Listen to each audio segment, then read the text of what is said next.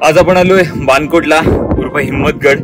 सावित्री नदी ज्या ठिकाणी समुद्रास मिळते त्या ठिकाणी हा किल्ला उभा आहे आणि अर्थातच पश्चिम किनारपट्टीवर असल्या कारणाने ह्या किल्ल्याचंही महत्व खूप मोठं होतं। किल्ला तसा छोटा आहे, एका नजरेतच पाहून होतो जसं तुम्ही किल्ल्यात प्रवेश कराल, पण या किल्ल्याचा भौगोलिक परिसर जर का तुम्ही पाहिलात तर तुम्ही अचंबित व्हाल। दुर्ग बाणकोट उर्फ हिम्मतगड स्वराज्याची सागरी हद्द सुरक्षित राखण्याच्या दृष्टीने संपूर्ण किनारपट्टीवर दुर्गशृंखला उभारलेली पाहायला मिळते। यात बरेच दुर्ग अत्यंत बेलाग आणि बलाढ्य, पण बऱ्याच ठिकाणी अत्यंत छोटे पण बळकट कोट सुद्धा उभारले गेले।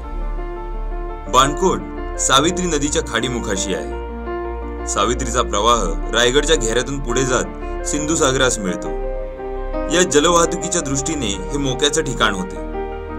हा दुर्ग मराठ्यांच्या ताब्यात आल्यानंतर त्याचं भौगोलिक महत्व लक्षात घेऊन तो कायम राखण्याच्या दृष्टीने सतत प्रयत्न झाले। कान्होजी निवर्तल्यानंतर संभाजी आंग्र्यांनी बाणकोटवर मोहीम काढली। सरदार बंकाजी नाईक महाडिक यांनी हा कोट जिंकून घेतला। मराठ्यांच्या दौलतीतला हा भक्कम दुर्ग सुस्थितीत आहे। वेळासला कधी येणं झालं तर बाणकोट आवर्जून पहा।